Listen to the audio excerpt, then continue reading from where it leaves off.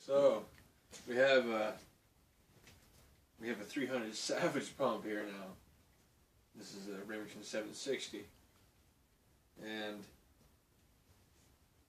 another one of those stories coming at you. I looked for one of these since I was 16, because these things, maybe not around your area or wherever you are, but where I come from, they're scarce as hen's teeth. And so I'm at my local gunsmith shop again, because I might as well just move it in there. Anyway, so I walk in there, and I seen this gun. I was 22 at the time, and I've been searching for a 300 Savage pump since I was 16. So that was a while. I was looking for one, and as you can tell, I'm not very good at math. 4 years. 4 years. So my cameraman tells me, because he's good at math. So I walk in there, and I seen this gun sitting up on the rack, and it was sitting like this when I seen it, like that. And I looked at him, and I says, Jeff, I says, please tell me that's a 243 or a 30-06 or a 270.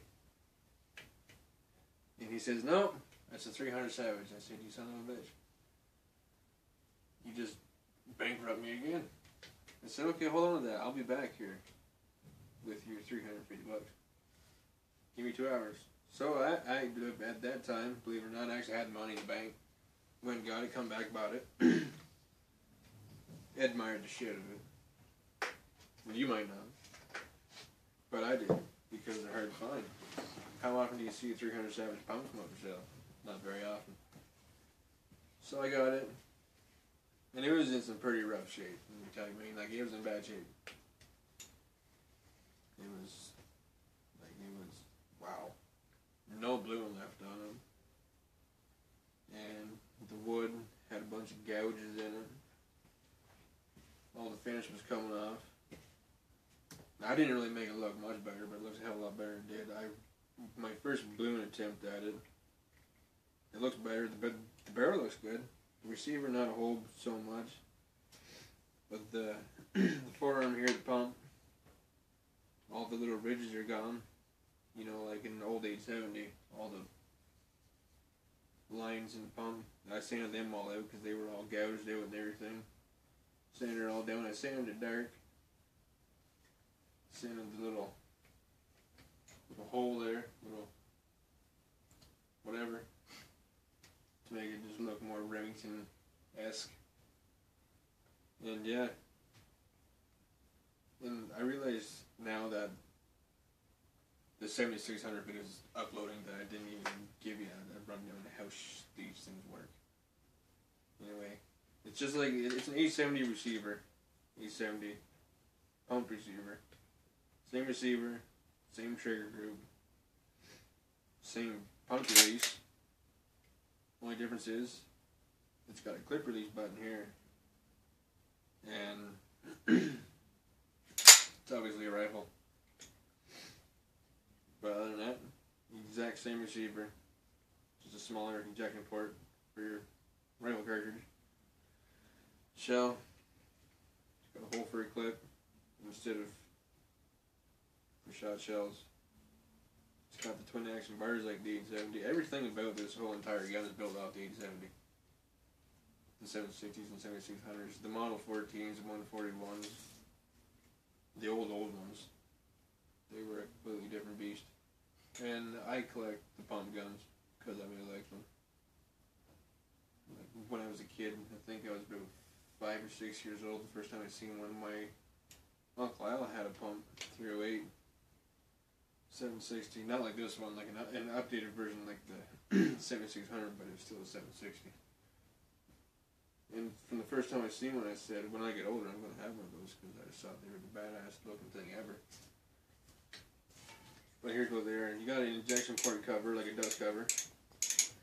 And you got 14 locking lugs here. There's fine lugs. They lock up in your barrel threads. Now, the only difference between a 7400 and a 7600, besides the fact that this was one of the first 7060s made, is This one has it looks like a mag tube for a shotgun. The newer version of the 760 doesn't have that. It's the same as the 7600 with a free floater barrel. This one's not a free floater, but if you took this end off, took this little barrel spacer out, you didn't have a free floater barrel for the most part. But the only difference between the updated 760 and the new 7600s is the locking lugs. The 7600 has 7 big, fat steel lugs, and they don't wear out as quick. Even like these ones, they don't wear out on you. They'll last your lifetime, but you know, the 7600s, they just lock up better. And these ones got a little bit of a wiggle to them. Because it's 14, they're small, but the 7600's got a great big 7 lug in there, big chunks. But another the same gun, and you can tell this is an old gun because it's got a steel butt pad.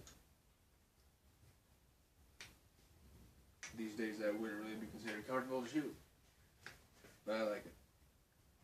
And so on to the story. My grandpa, which is now passed, was looking for one of these since he was young, in his 20s, I guess. He wanted a 300 Savage pump. Could never ever find one. So when I bought this, I bought it with him in mind. And on his birthday that year, I gave it to him. And he was the way he was old school anyway. What I'm saying, you know. Thank you and sorry wasn't to actually come right out and say it's thank you and sorry kind of guy, you know what I mean? It was more of a, he did it in his own kind of way, you know what I mean, old school. And I lived with my grandparents my whole life, and that's how I got raised, was old school, so I understood it. And, but he got it, it's the first time I ever seen him, like, smile ear to ear. That was something. And I gave it to him, and he actually said thanks, which was a first. But he hunted with it for 2 years, I think. And he got cancer, but he told me that when he passed, he was coming back to me. So after that happened, he'd come back to me, and now I have it. And it ain't going nowhere. I'm going to try and shoot deer the next year. Other than that, this gun will never go anywhere. I'll never get rid of it for the fact that my grandpa had it. So yeah, that's the 300. That's this thing right here. And, the difference between the 300 Savage cartridge and everything else, pretty much nothing. Like 300 Savage and 308, the only difference is the shoulder length of the case, pretty much. 200 feet per second difference. Not a whole bunch. Now here's your clip for it. It's older than Dirt Hill. This gun's older than Dirt Hill. I'm gonna keep it going. It'll outlive me. There it is. Bring the camera up close so you can get a better look at it. Put them on the ashtray and pop cans and all that good stuff. So here's the up close of it. Yep, that's that. 300, and there's the shells for it, and I'll get one out here for you. That's what they look like. There's really not much difference between a 300 Savage and a 308. So the next gun we're gonna do here is the muzzleloader, the Black Mamba, the Black Death. Okay, so we'll talk to you later. Be good, be happy, comment, subscribe, all that good stuff.